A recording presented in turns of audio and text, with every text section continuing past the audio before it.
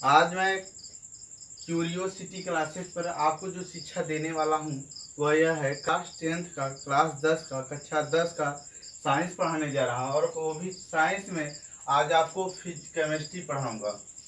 Chemistry में आपको क्या करना है, क्यूरियोसिटी क्लासेस पर जाकर यूट्यूब पर आप जाइए और क्यूरियोसिटी क्लासेस खोज लीजिए।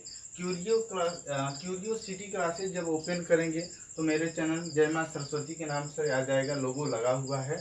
आज जो हम लोगों ने पाठ पढ़ना प्रारंभ कर रहे हैं वह केमिस्ट्री का प्रथम चैप्टर है। और केमिस्ट्री का प्रथम चैप्टर है, इसलिए मैं पार्ट 1 वीडियो का नाम दे देता हूँ क्लास 10 का।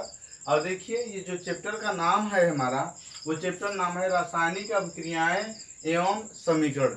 इस रासायनिक अभिक्रियाओं एवं समीकरण में कुछ हम बातें जानते हैं जो हमारा मुख्य सिलेबस है अध्याय 1 नजर में। इस पाठ में हम क्या क्या पढ़ेंगे, यहाँ पर हम छोटी सी जानकारी आपको दे देते हैं। रासायनिक अभिक्रिया मुख्यतः पढ़ेंगे, रासायनिक समीकरण पढ़ेंगे, रासायनिक अभिक्रिया कितने प्रकार का होता है और इन प्रकारों के सभी के बारे में डिटेल से पढ़ेंगे, जैसे संयोजन अभिक्रिया, वियोजन अभिक्रिया, विस्थापन अभिक्रिया, ऊष्माक्षेपी तथा ऊष्माशोषी अभिक्रिया, ऑक्सीकरण तथा अपचयन अभिक्रिया के बारे में पढ़ेंगे। ये सब अभिक्रिया के बारे में हम नोट करेंगे, यहाँ पर हम लोग ज्ञान प्राप्त करेंगे। देखिए, ये सब चैप्टर बहुत ही आसान है। सरल शब्दों में हम बता दें तो हम लोग केमिस्ट्री बिल्कुल चुटकियों में सीखेंगे। देखिए, चुटकी हम कैसे सीखते हैं। आज हम लोग जो सीखेंगे वो सीखेंगे, पहला टॉपिक है इसमें चेंज। चेंज जब सीखेंगे अर्थात परिवर्तन। परिवर्तन जो मुख्यतः होता है वो मुख्यतः 3 प्रकार के होता है। कितने प्रकार का होता है बच्चों? 3 प्रकार का होता है। पहला प्रकार सीखेंगे भौतिक परिवर्तन। पहला प्रकार जो हम लोग आज सीखेंगे भौतिक परिवर्तन। भौतिक परिवर्तन बिल्कुल सरल है।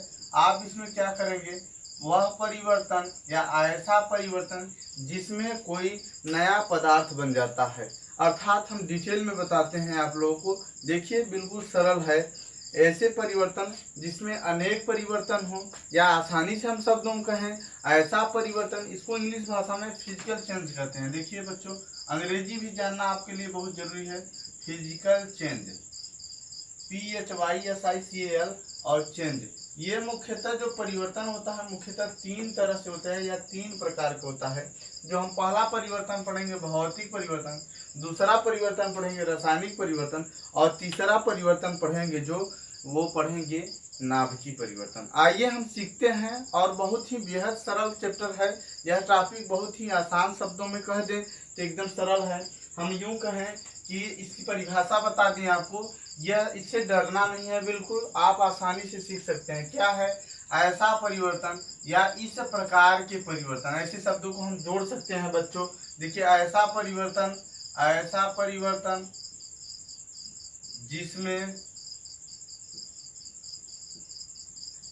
ऐसा परिवर्तन जिसमें नया पदार्थ बने, या हम कह सकते हैं ऐसा परिवर्तन जिसमें पदार्थ की भौतिक अवस्था, पदार्थ की भौतिक अवस्था,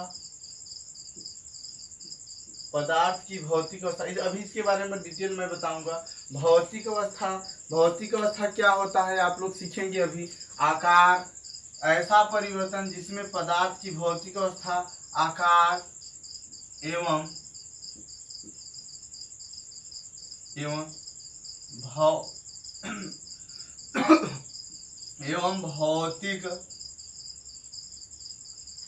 भौतिक गुणों आदि, भौतिक गुणों आदि पर।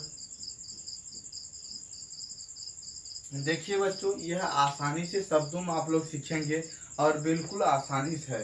माने ऐसा परिवर्तन जिसमें पदार्थ की भौतिक अवस्था, पहली टॉपिक आपको समझना है, आकार एवं भौतिक गुणों आदि पर, या आदि को देखिए, आदि को परिवर्तित कर देता है, आदि को परिवर्तित कर देता है या परिवर्तन कर देता है, परिवर्तन कर देता है।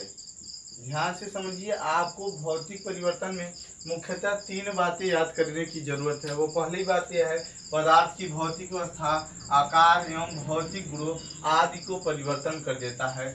जैसे हम लोग ध्यान देंगे भौतिक अवस्था क्या होती है नॉर्मली में, और खासकर आप लोग अवस्था के बाद जो पढ़ते हैं वो है पहला ठोस अवस्था, दूसरा है द्रव अवस्था, दूसरा क्या है बच्चों द्रव अवस्था, तीसरा जो हमारा है गैस अवस्था। इसी के बारे में अवस्था के बारे में आकार आप लोग जानते हैं, जिस बर्तन में रखा जाता है उसी का आकार द्रव ग्रहण कर लेता है। ठोस आप जानते हैं उसका एक निश्चित आकार होता है। इसी तरह से भौतिक गुण, भौतिक गुण का मतलब यह है कि जैसे कोई पदार्थ ठोस अवस्था में, जैसे जल की बात कर लें तो ये ठोस अवस्था से अगर जल की अवस्था यानी द्रव की अवस्था में परिवर्तित हो जाता है तो ऐसे परिवर्तन को हम कहेंगे भौतिक परिवर्तन। बिल्कुल सरल है। ऐसा परिवर्तन जिसमें पदार्थ की भौतिक अवस्था, आकार और भौतिक गुण आदि को परिवर्तन कर देता है, तो ऐसे परिवर्तन को हम क्या कहेंगे भौतिक परिवर्तन कहेंगे। क्या कहेंगे बच्चों भौतिक परिवर्तन कहेंगे। जैसे उदाहरण के लिए हम लोग समझ लें, जैसे बर्फ का जलना, बर्फ का गलना, बर्फ का गलना आप लोग नॉर्मली समझते हैं। देखिए ये बर्फ है और बर्फ जो होता है वो ठोस अवस्था होता है। जब मैं इसको गर्म करूंगा तो क्या हो जाएगा, क्या करूंगा गर्म करूंगा तो ये किस अवस्था में आ जाएगा द्रव अवस्था, अर्थात पानी में बदल जाएगा। ये किस अवस्था में आ जाएगा द्रव अवस्था, अर्थात यह पानी में बदल जाएगा। या हम यूँ बात करें उदाहरण में और सारे बात करें तो देखिए द्रव से ठोस से द्रव हो गया। बर्फ क्या होता है ठोस होता है, बर्फ क्या होता है बच्चों ठोस होता है। गर्म किए मैं ये प्राप्त कर लिया द्रव। और इसी तरह से देखते रहिए इसका भौतिक अवस्था और इसका भौतिक अवस्था, इसका आकार और इसका आकार, इसका भौतिक गुण और इसका भौतिक गुण सबका चेंज होता है। अर्थात ठोस का भौतिक गुण, आकार और भौतिक गुण आदि चेंज होता है। इसी तरह से हम देखेंगे जल का जमना, जल का जमना, जल कौन सी अवस्था में है तो देखेंगे हमारा जल जो है वो कौन सी अवस्था में पाया जाता है, जल पाया जाता है द्रव अवस्था में। जल कौन सी अवस्था में पाया जाता है द्रव अवस्था। अर्थात देखिए जल से क्या बनेगा बच्चों बर्फ बनेगा। अगर हम जमा देंगे 0 डिग्री सेल्सियस ताप पर तो बर्फ से क्या बनेगा जल से। क्या जल कौन सी अवस्था है द्रव अवस्था है। द्रव अवस्था किस अवस्था में हो जाएगा ठोस अवस्था। यानी हम नॉर्मली में ऐसे भी कर सकते हैं ऐसा परिवर्तन जिसमें कोई नया पदार्थ होता है, जिसमें क्या होता है जिसमें कोई नया पदार्थ बनता है, नया पदार्थ बनता है, पदार्थ बनता है। ऐसी भी हम परिभाषा को लिख सकते हैं, बता सकते हैं। ऐसा परिवर्तन जिसमें कोई नया पदार्थ बनता है, मगर ये जो परिवर्तन होता है ये कुछ क्षणिक के लिए होता है। यानी यह परिवर्तन कैसा होता है बच्चों, यह परिवर्तन अस्थायी होता है। स्थायी परिवर्तन हमेशा के लिए नहीं होता, अस्थायी होता है। अर्थात मेरे कहने का जो तात्पर्य यह है कि आप देखिए जब बर्फ से जमता है, अर्थात हम पूरी भाषा में समझाएं आपको, यहाँ देखिए नोट करके समझाते हैं। जैसे ये देखिए बर्फ है, बर्फ ठोस अवस्था में होता है। ये बर्फ को अगर आप गर्म करेंगे तो जब गर्म करते हैं तो क्या प्राप्त करते हैं ये द्रव प्राप्त करते हैं। और द्रव को जब गर्म करते हैं तो क्या प्राप्त करते हैं गैस का प्राप्त करते हैं। गैस किस अवस्था में होता है भाप में प्राप्त होता है। अब देखिए ये जल बन जाता है, ये क्या बन जाता है बच्चों जल बन जाता है। ये देखिए आप जल बन जाता है। जब आप बर्फ को गर्म करेंगे ये ठोस से किस अवस्था में प्रवेश कर जाता है गैस अवस्था में, और ये द्रव अवस्था में, और द्रव से किस में बदल जाता है ये भाप में बदल जाता है, भाप बन जाता है या वाष्प बन जाता है। तो देखिए ये कौन सी अवस्था में है गैस अवस्था में। पुनः मैं अगर ऐसा करता हूँ आप समझिए ये कैसा परिवर्तन है। जैसे मैं भाप को क्या कर देता हूँ ठंडा कर देता हूँ, क्या कर देता हूँ बच्चों ठंडा कर देता हूँ, तो ये क्या बन जाएगा जल बन जाएगा। अर्थात पानी द्रव की अवस्था में हो जाएगा, द्रव अवस्था में हो जाएगा। इसी तरह जल को भी मैं क्या कर देता हूँ ठंडा कर देता हूँ, क्या कर देता हूँ बच्चों ठंडा कर देता हूँ। तो जब ठंडा करूँगा तो ये क्या बन जाएगा ठोस बन जाएगा। अर्थात हमारी बात को आप आसानी से समझ रहे होंगे। जैसे देखिए बर्फ कुछ समय के बाद जल बन जा रहा है, कुछ समय के बाद भाप बन रहा है, फिर इसको ठंडा करेंगे। कहने का मतलब ये ऐसा परिवर्तन है जो स्थायी परिवर्तन नहीं है, हमेशा के लिए नहीं बदलेगा, ये कुछ क्षणिक समयों के लिए। अर्थात हम सरल शब्दों में जैसे ये ऐसा परिवर्तन जिसमें पदार्थ की भौतिक अवस्था, आकार एवं भौतिक गुणों आदि को परिवर्तन कर देता है। ये परिभाषा भी कर सकते हैं, अर्थात जिसमें नया पदार्थ बनता है। यह परिवर्तन कुछ समय के लिए होता है, अर्थात मैं आपको समझा दूं, ये अनस्टेबल होता है, अर्थात ये अस्थायी परिवर्तन होता है। जैसे बर्फ का जल गमन सॉरी बर्फ का गलना और जल का जमना, आप ध्यान देतिए, और जल का वाष्पीकरण, और क्या है, जल का वाष्पीकरण। आप जल देखते हैं, इसका वाष्पीकरण होना, कौन सा करण होना, वाष्पीकरण होना, कौन सा परिवर्तन है, क्या कहेंगे आप लोग, जल कौन सा अवस्था है, द्रव अवस्था, इससे वाष्प बन जाएगा, क्या बन जाएगा, वाष्प बन जाएगा, क्या बन जाएगा, वाष्प। ये कौन सी अवस्था में है, गैस अवस्था में। और ये जल कौन सी अवस्था में, ये जल देखिए, जल द्रव अवस्था में होता है। जब जल द्रव अवस्था में होता है, ध्यान से देखिए, ये जल कुछ समय के बाद जब हम इसको गर्म करेंगे तो ये हो जाएगा, जहाँ मैंने ऊपर समझाया है, वाष्प बन जाएगा, भाप बन जाएगा। इसी तरह इसको ठंडा करेंगे, जब मैं क्या करूँगा, ठंडा करूँगा। यहाँ पर आप लोग देख रहे होंगे इस परिवर्तन में होता क्या है, बिल्कुल सरल है। इस परिवर्तन में केवल क्या होता है, तो मैं बता दूं, इसमें तो केवल होता है नए पदार्थ बनते हैं, और जो नया पदार्थ बनता है वो अस्थायी होता है। अर्थात हम इनकी बात बता दें आपको तो एकदम बेहद सरल है। अगर हम इसके नोट पॉइंट बताएं तो वो भी बेहद सरल है। आप लोग समझ, जैसे बर्फ का गलना और जल का जमना और जल का वाष्पीकरण, ये तीन उदाहरण हैं आपको समझने के लिए, ये आप आसानी से समझ सकते हैं। इसी तरह से बच्चों आपको पढ़ना है, इसमें नोट पॉइंट पढ़ना है, क्या मुख्यतः हमें जानना है। ये देखिए, इस टॉपिक में आपको जो जानने होगी, ये परिभाषा बिल्कुल सरल है। ऐसा परिवर्तन जिसमें नया पदार्थ बनता है और यह परिवर्तन अस्थायी होता है। यह परिवर्तन कैसा होता है, अस्थायी होता है। हम नोट पॉइंट का बता दें बात तो आपको बेहद सरल है। आपको कुछ नहीं ध्यान देना है, जिसमें कोई नया पदार्थ बन जाता है, केवल यही ध्यान देना है। अर्थात हम बात करें तो इनके जो नोट की बात करें तो पहला नोट है, यह परिवर्तन अस्थायी होता है। यह परिवर्तन क्या होता है, अस्थायी होता है। यह परिवर्तन कैसा होता है, अस्थायी होता है, अस्थायी होता है।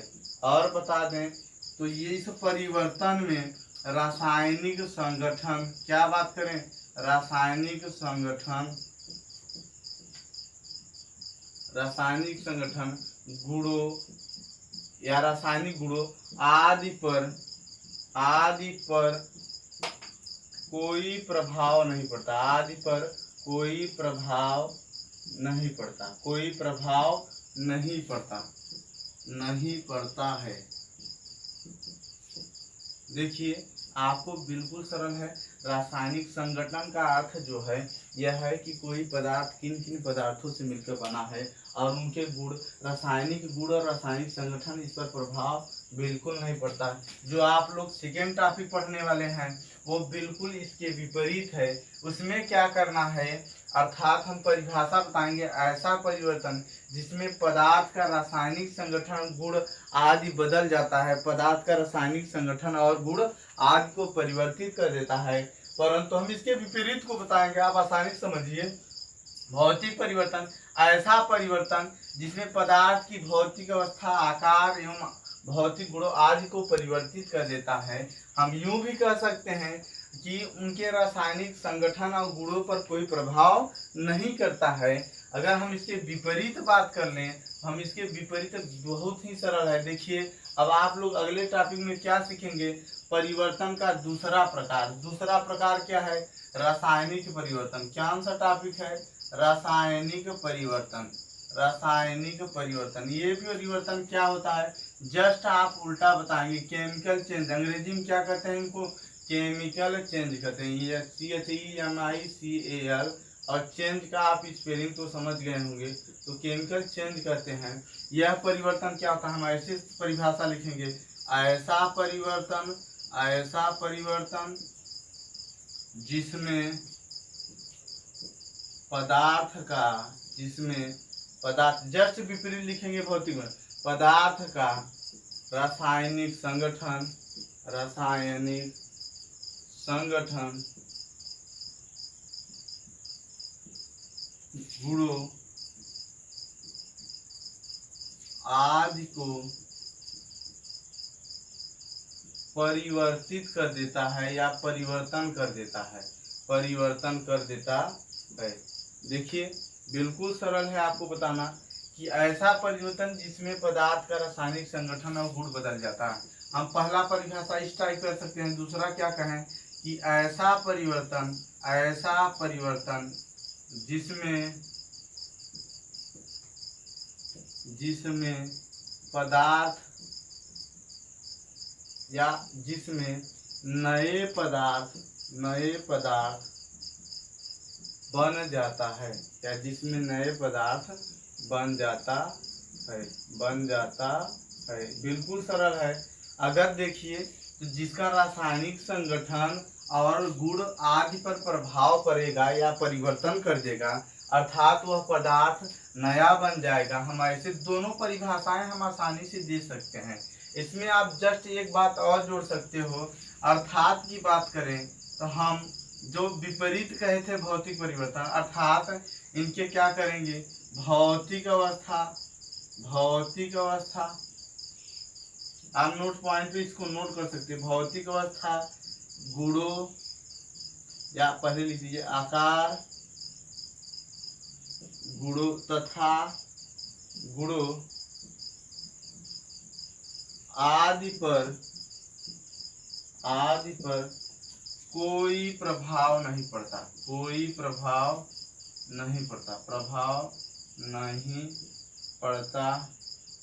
नहीं पड़ता है। देखिए आप आसानी से समझिए, बिल्कुल आसानी से इस परिभाषा को आप भौतिक परिवर्तन का बिल्कुल विपरीत समझिए। यह परिभाषा बेहद सरल है, आपको केवल समझने की जरूरत है। ऐसा परिवर्तन जिसमें पदार्थ का रासायनिक संगठन और गुण आदि पर प्रभाव पड़ता है, अर्थात हम यूँ कह सकते हैं जो भौतिक अवस्थाएं होती हैं, भौतिक गुण होता है और भौतिक आकार होता है, वो उस पर प्रभाव कोई नहीं पड़ता। अर्थात हम यूँ कह सकते हैं, अगर हम नोट पॉइंट की बात करें तो नोट पॉइंट बिल्कुल सरल है। देखिए यह परिवर्तन स्थायी होता है। यह परिवर्तन कैसा होता है, यह स्थायी परिवर्तन होता है। यह परिवर्तन कैसा, स्थायी परिवर्तन होता है। जैसे मैं आपको समझा दूं तो जैसे आप लोग जानते हैं, उदाहरण में नोट कीजिए, तो उदाहरण में बल्ब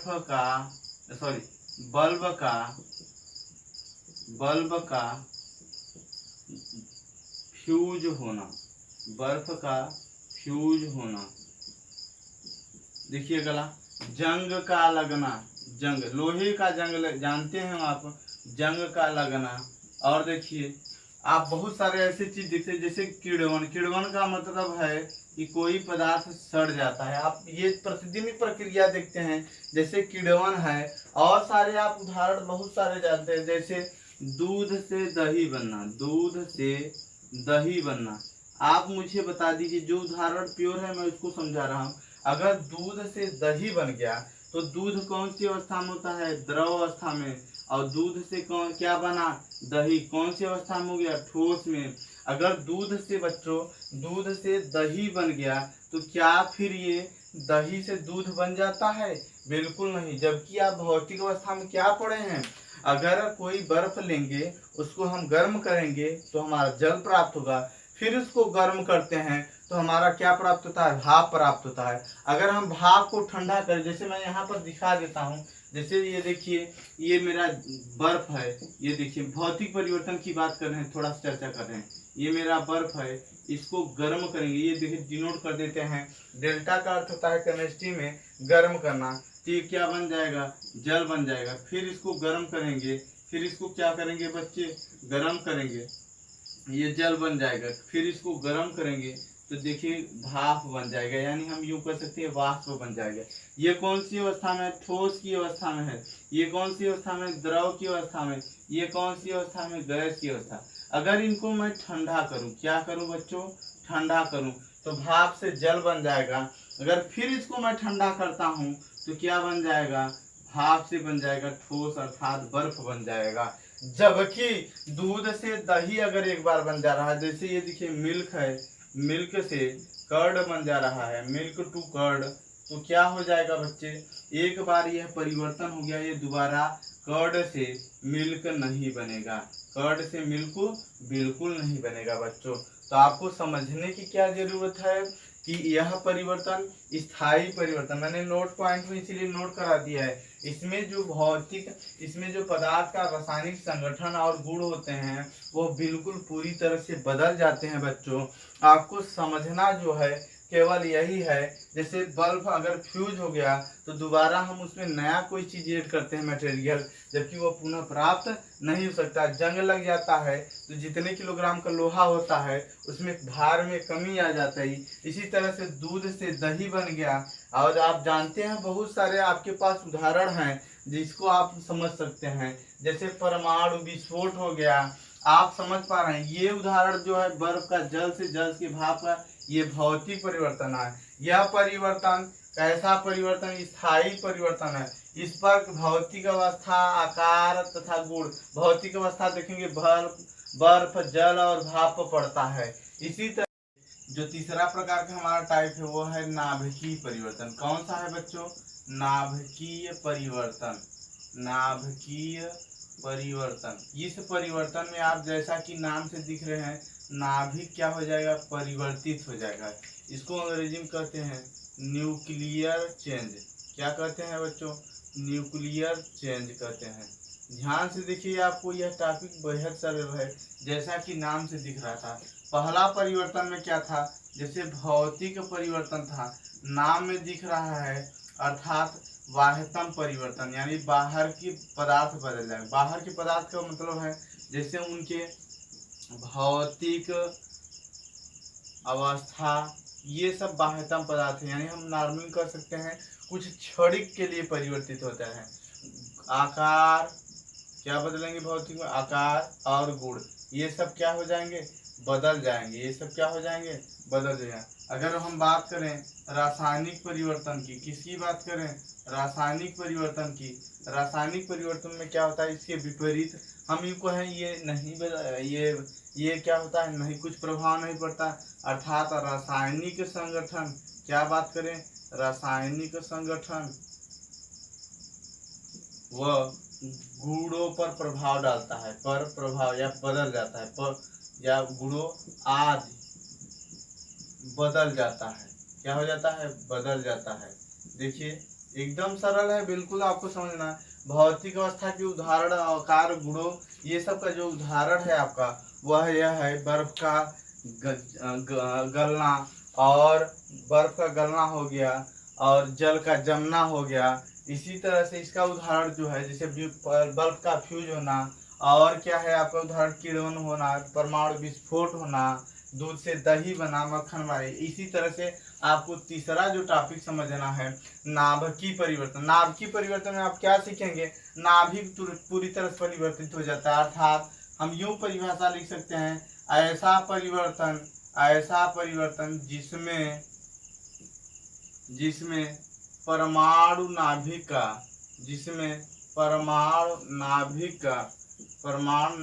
का रासायनिक संगठन, या परमाणु नाभिक, या हम ऐसा परिवर्तन जिसमें परमाणु नाभिक का संगठन बदल जाता है या परिवर्तित हो जाता है। परमाणु नाभिक का संगठन बदल जाता है, या हम यूँ कह सके परिवर्तित हो जाता है। यह परिवर्तन भी स्थायी परिवर्तन है, मगर रासायनिक परिवर्तन की तरह स्थायी परिवर्तन बिल्कुल नहीं है बच्चों। आपको क्या समझना है? इसमें नाभिक, परमाणु नाभिक क्या हो जाता है? बदल जाता है। जैसे आप उदाहरण के लिए समझेंगे, उदाहरण थोड़ा सा है टेस्टदार, जैसे ये है थोरियम 90 है। आप जानते हैं थोरियम 90 है, इसका परमाणु भार 230 दिखाया गया है। इस उदाहरण को देखेंगे तो ये क्या होता है? थोरियम से जब हम अल्फा कणों की बमबारी करेंगे, ये बच्चों थोड़ा सा कठिन है, अल्फा कण की जब भी बमबारी की जाती है तो परमाणु भार में 4 की कमी, परमाणु भार में कितने की कमी? 4 की कमी, परमाणु भार में 4 की कमी, और परमाणु क्रमांक में, इसकी बात करें हम परमाणु और क्रमांक में, तो बच्चों कितने की कमी हो जाएगी? 2 की कमी हो जाएगी। ध्यान से देखने की बात है, तो 90 है तो होता है रेडियम 88, और क्या हो जाएगा? 230 में घटाएंगे 226 हो जाएगा। देखिए यहाँ पर आपको जो समझना है देखिए थोरियम का जो रासायनिक संगठन था, थोरियम का जो नाभिक का संगठन था, वो किस में बदल गया अब, रेडियम में। इसी तरह से 2-2.5 बरस समय लगते हैं, कुछ निश्चित समय होता है। फिर इस पर अल्फा कण की बमबारी होती है, हीलियम। अल्फा कण का अर्थ है हीलियम की बमबारी होती है, तो ये क्या हो जाएगा, फिर परमाणु भार में क्या कमी हो जाएगी, ये हो जाएगा रेडान बन जाएगा, ये 222 बन जाएगा। 4 की कमी करेंगे और 88 में 2 घटाएंगे तो 86 हो जाएगा। अर्थात हम ध्यान देने की योग्य बात है, नाभिकीय परिवर्तन बिल्कुल सरल है। ऐसा परिवर्तन जिसमें परमाणु नाभिक का संगठन बदल जाता है, या परमाणु नाभिक का पूरी तरह से संगठन बदल जाता है। और अगर नहीं समझ में आ रहा तो ये रेडान है, 222 है, इस पर फिर अल्फा कणों की यदि बमबारी होती है, अल्फा कण प्रकृति में पाए जाते हैं। ये क्या होते हैं, जितने भी परमाणु क्रमांक 82 के ऊपर वाले तत्व हैं, वो सभी तत्व स्वतः विघटित होते रहते हैं, या हम कहें ये तत्व 6 विकारी तत्व हैं। ये अपने परमाणु में से अल्फा बीटा गामा किरणें स्वतः क्या करते हैं, बिखेरते रहते हैं, यहाँ यूँ कैसे स्वतः क्षय होता रहता है, उत्सर्जित होता रहता है। जितने भी परमाणु क्रमांक 80 के ऊपर हैं, वो सभी तत्व रेडियो एक्टिव तत्व हैं। 80 से लेकर 112 तक जितने तत्व हैं, वो सभी रेडियो एक्टिव तत्व हैं। और जितने भी रेडियो एक्टिव तत्व हैं बच्चों, वो सभी होते क्या हैं, एकदम सिंपल आप समझना है, वह स्वतः अल्फा बीटा गामा किरणों के क्या करते हैं, क्षय होता रहता है। जब इस पर रेडान पर करेंगे अल्फा कण की बमबारी तो क्या होगा बच्चों, देखिए तो 4 की कमी हो जाएगी। जब 4 86 से हो जाएगा 84, अर्थात पोलोनियम बन जाएगा। ये आपको परमाणु क्रमांक याद करनी है, 222 में घटाएंगे तो 218 बचाएगा। तो ये जब हीलियम कणों की बमबारी होगी, अर्थात आप पूरी तरह से समझ चुके हैं कि जब परमाणु नाभिक की परिवर्तन होता है, परमाणु नाभिक का संगठन बदल जाता है। अब आप लोग जो टॉपिक सीखेंगे, आ जाइए हम लोग अपने टॉपिक पर आते हैं। ये जो चीज़ अभी तक मैं पढ़ा रहा था, आपको बेसिक पढ़ा रहा था, क्यों पढ़ाता रहा, क्योंकि आप प्रतिदिन के कार्यों में ऐसा वर्क देख रहे हैं जिनमें 3 प्रकार के परिवर्तन मुख्यतः होंगे। अब आपको सीखना है रासायनिक परिवर्तन। कौन सा परिवर्तन सीखना है बच्चों, रासायनिक परिवर्तन। रासायनिक परिवर्तन सीखना है, या रासायनिक अभिक्रिया सीखना है। रासायनिक अभिक्रिया को अंग्रेजी भाषा में कहते हैं केमिकल चेंज करते हैं। यह क्या होता है, वह अभिक्रिया, इसकी हम परिभाषा को बता दें, या हम ऐसा अभिक्रिया लिखें, या लिखें वह अभिक्रिया जिसमें एक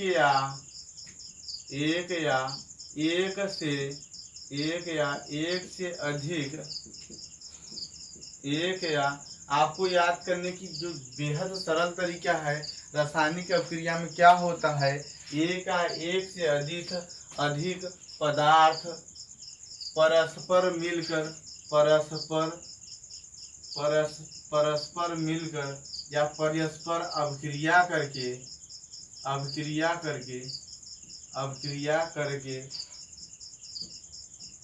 नए पदार्थ, ध्यान से देखना है, चाहे एक पदार्थ हो या इससे अधिक पदार्थ हो, आपस में अभिक्रिया करके किसी नए पदार्थ का निर्माण करते हैं। किसी नए पदार्थ का क्या करते हैं, निर्माण करते हैं। किसी नए पदार्थ का क्या करते हैं, ये निर्माण करते हैं। जब ये नए पदार्थ का निर्माण करेंगे, या हम ये ऐसे अभिक्रिया को क्या कर सकते हैं, ऐसे अभिक्रिया को रासायनिक अभिक्रिया कर देते हैं। ऐसे अभिक्रिया को क्या कहते हैं, रासायनिक अभिक्रिया करें। अगर हम इनकी बात करें नोट पॉइंट की, तो इनमें जो भौतिक गुण होते हैं, इनके जो भौतिक गुण होते हैं, भौतिक गुण एवं रासायनिक गुण, भौतिक गुण एवं रासायनिक गुण, भौतिक गुण एवं रासायनिक गुण आदि नए पदार्थ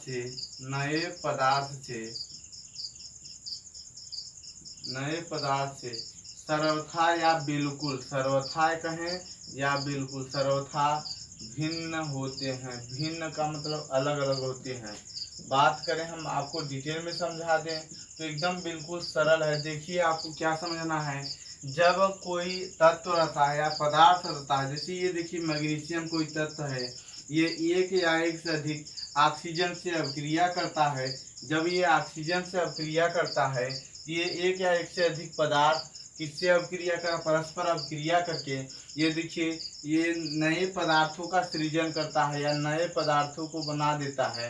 ये नया पदार्थ बन गया है। ये जो नए पदार्थ की अगर हम बात करें, भौतिक गुण या रासायनिक गुण की बात करें, तो ये जितने नए मूल पदार्थ हैं, जो मूल पदार्थों हैं, ये सदैव उनसे भिन्न होते हैं। हम इसलिए मैंने आपको लिखवा दिया है, जो भौतिक गुण एवं रासायनिक गुण आदि जो होते हैं नए पदार्थ से सर्वथा भिन्न होते हैं, भिन्न भिन्न अलग अलग होते हैं। जैसे आपको एक टॉपिक नहीं समझ आ रहा है, ये देखिए यानी धमसीयल है, तो ये नमक बना लिया, तो ये हमारा मूल पदार्थ क्या था, ये था, सीएल था। अब ये क्या हुआ, ये दोनों परस्पर अभिक्रिया करके किसी तीसरे नए पदार्थों का निर्माण करते हैं। ये जो नया पदार्थ है वो बिल्कुल पुराने पदार्थ यानी हम कहें जिससे ये अभिक्रिया करके बना है वह बिल्कुल भिन्न है। आपको समझने की जो बिल्कुल जरूरत है वह इस तरह से है, ऐसी अभिक्रिया जिसमें एक या एक से अधिक पदार्थ मिलकर नए पदार्थों का सृजन करते हैं, निर्माण करते हैं। हम बता दें और बातें, तो इनमें भौतिक गुण और रासायनिक गुण आदि पर कोई क्या होता है, आदि नए पदार्थ। जो देखिए इसमें जो भौतिक गुण और रासायनिक, इस मैग्नीशियम के भौतिक गुण ऑक्सीजन के भौतिक गुण मैग्नीशियम ऑक्साइड से बिल्कुल भिन्न है। ये Na का और Cl का भौतिक और रासायनिक गुण NaCl से बिल्कुल भिन्न है। इसी तरह से आपको और उदाहरण नहीं समझ में आ रहा है तो देखिए Na का हम अभिक्रिया करा देते हैं Br से, ये भी एक पदार्थ है, ये भी एक पदार्थ है, ये अभिक्रिया करके क्या बना है NaBr। अब इस पदार्थ की बात करें तो ये मूल पदार्थ है, ये मूल पदार्थ से क्या बन गया, नया पदार्थ बन गया। जब नया पदार्थ बन गया, ये मूल पदार्थ से नया पदार्थ बन गया। ये जो मूल पदार्थ से जब नया पदार्थ में चेंज हुआ तो देखिए ये नया पदार्थ जब बना तो ये सर्वथा पुराने से यानी मूल पदार्थों से सर्वथा भिन्न है। ये रासायनिक अभिक्रिया की परिभाषा है। इसको अंग्रेजी में कहते हैं केमिकल चेंज कहते हैं। अगर हम बात करें नेक्स्ट टॉपिक में, जो रासायनिक अभिक्रिया के बाद जो हमें टॉपिक मुख्यतः सीखने की जरूरत है, इसमें आपको कुछ नहीं करना था। रासायनिक अभिक्रिया की परिभाषा यानी एक या एक से अधिक पदार्थ परस्पर अभिक्रिया करके जब नए पदार्थों का सृजन करते हैं, निर्माण करते हैं, ऐसे इस प्रकार की अभिक्रिया को हम रासायनिक अभिक्रिया कहते हैं। रासायनिक अभिक्रिया के जो भौतिक गुण और रासायनिक गुण होते हैं वो सर्वथा मूल पदार्थों से भिन्न होते हैं, जो नए पदार्थ बनते हैं। जैसे उदाहरण में NaCl, Na के जो गुण हैं, Cl के जो गुण हैं वो बिल्कुल भिन्न है इससे NaCl, यानी नए पदार्थ का जो सृजन हो रहा है वो मूल पदार्थ से बिल्कुल सर्वथा भिन्न है। अब आपको सीखने की जो जरूरत है वो सीखनी है रासायनिक अभिक्रिया की पहचान। रासायनिक अभिक्रिया को आप कितने कितने तरीके हैं जिससे आप पहचान कर लोगे रासायनिक अभिक्रिया की पहचान।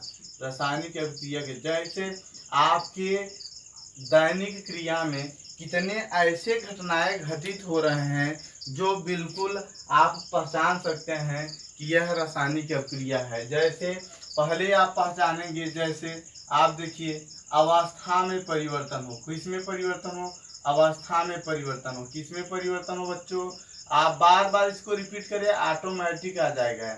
आप देखिए दूसरा जो आपको टॉपिक समझना है, रंग में परिवर्तन। कौन सा टॉपिक है, रंग में परिवर्तन।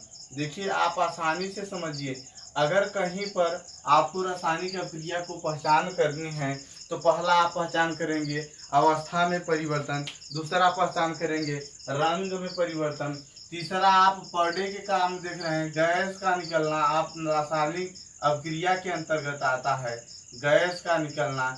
आप देखेंगे निकलना, गैस का निकलना, देखिए आपको बिल्कुल दिखाई देता होगा रंग में परिवर्तन, गैस का निकलना। इसी तरह से चौथा अभिक्रिया है, आप एक एक बार रिपीट कर दिए मेरे साथ, अवस्था में परिवर्तन, रंग में परिवर्तन और गैस का निकलना, ताप में परिवर्तन। आप डेली के तापमान में देख रहे हैं ताप में परिवर्तन। अगर इस प्रकार की अभिक्रिया हो रही है तो आप समझेंगे कि रासायनिक अभिक्रिया की पहचान। और रासायनिक अभिक्रिया में जो परिवर्तन था मुख्यतः 3 प्रकार था जो मैंने आपको पढ़ा दिया है। ताप में परिवर्तन, अवक्षेप का निर्माण हो। देखिए अवक्षेप का बनना, कोई नए चीज को बन रहा है या अच्छे चीज, नया चीज का जब सृजन होता है, निर्माण होता है, तो ये भी रासायनिक अभिक्रिया का पहचानने का एक अंग है। आपको समझने की जो जरूरत है, आपको मुख्य टॉपिक है, पहला यह है अवस्था में परिवर्तन। आपको अभिक्रिया कैसे पहचानना है, जैसे अवस्था में परिवर्तन हो रहा है। जैसे देखिए कोई पदार्थ, ये देखिए बर्फ है, और बर्फ से क्या बन गया, जल बन गया, और जल से क्या बन गया बच्चे, भाप बन गया। अब ये कब बनता है, जब हम ये देखो गर्म करेंगे, इसको जब हम गर्म करेंगे तो ये पहली बात, ये ठोस अवस्था में होता है। देखिए अवस्था हुआ, ये अवस्था में परिवर्तन, ये ठोस से किस में चेंज हुआ, द्रव अवस्था में चेंज हुआ, और द्रव से किस में हुआ, गैस यानी भाप बना। अब फिर इनको अगर हम ठंडा करते हैं, क्या करते हैं बच्चों, ठंडा करते हैं। जब मैं इनको ठंडा करूंगा तो ये फिर पुनः क्या बन जाएंगे, जल बन जाएंगे। फिर इनको अगर ठंडा किया जाए तो ये फिर किस में बन जाएंगे, बर्फ बन जाएंगे। अर्थात ठोस से द्रव और द्रव से गैस, ये परिवर्तन यानी अवस्था में परिवर्तन। इसी तरह रंग रूप, रंग में परिवर्तन। जैसे आप ढेर सारे रंगों में देख रहे हैं, दो या दो से अधिक रंगों की जब हम मिलाते हैं, एक या एक से अधिक, तो उनमें तीसरे का निर्माण हो जाता है। गैस का निकलना, आप एलपीजी यूज कर रहे हैं, लिक्विड पेट्रोलियम गैस आप पर डे यूज कर रहे हैं, जो मुख्यतः ब्यूटेन का मिश्रण है, प्रोपेन और ब्यूटेन का मिश्रण है। इसका जब प्रयोग कर रहे हैं, इनमें से कुछ सारे गैस निकल रहे हैं। ये गैस जो निकल रहा है, हम यूं कहें गैस जो उत्सर्जन हो रहा है, ये भी किसके अंतर्गत, यानी कहीं पर हो रहा है तो हम समझ जाएंगे रासायनिक अभिक्रिया हो रहा है। तापमान में बदलाव हो रहा है या तापमान में परिवर्तन हो रहा है। जैसे आप लोग पर डे के, प्रतिदिन के आप ताप में परिवर्तन पढ़ रहे हैं, तो ये भी क्या हुआ, रासायनिक क्रिया की पहचान का एक अंग है। और अवक्षेप, कोई पदार्थ का अवक्षेप बच जाता है, शेष पदार्थ बच जाता है, अवक्षेप मतलब कुछ न कुछ पदार्थों का बच जाता है, ये भी अभिक्रिया का एक प्रकार है। आपको क्या करना है, केमिस्ट्री बहुत ही सरल सब्जेक्ट है, आप इससे बिल्कुल न घबराइए। आपको केवल यूट्यूब पर जाकर क्यूरियोसिटी क्लासेस के नाम पर सर्च करना है, और आपको पार्ट 1 में मैंने आपको जो अध्याय पढ़ाया हूँ, जो टॉपिक पढ़ाया हूँ, वो पहला पढ़ाया परिवर्तन, दूसरा पढ़ाया हूँ रासायनिक अभिक्रिया, और तीसरा जो मैं आपको टॉपिक पढ़ाऊँगा मुख्यतः रासायनिक समीकरण पढ़ाऊँगा। तो मैं अगले वीडियो में आपको यह दिखाने की कोशिश करूंगा, समझाने की कोशिश करूंगा कि रासायनिक समीकरण, रासायनिक अभिक्रिया के प्रकार कितने प्रकार होते हैं, और कौन सा प्रकार ऐसा है जो बोर्ड की परीक्षा में बहुत ही महत्वपूर्ण है। पहले चैप्टर में आपको कुछ याद करने की जरूरत नहीं थी, परिवर्तन समझना था। परिवर्तन मुख्यतः 3 प्रकार होता है। उसमें रासायनिक अभिक्रिया जो एक या एक से अधिक पदार्थों से सृजन होकर बनते हैं। उसके बाद रासायनिक अभिक्रिया की पहचान, जैसे ये ऐसी पहचान करने का तरीका है कि मुख्यतः आज 5 परिवर्तन डेली देखते हैं। ये रासायनिक अभिक्रिया के पहचान करने का तरीके हैं। इसी के साथ मैं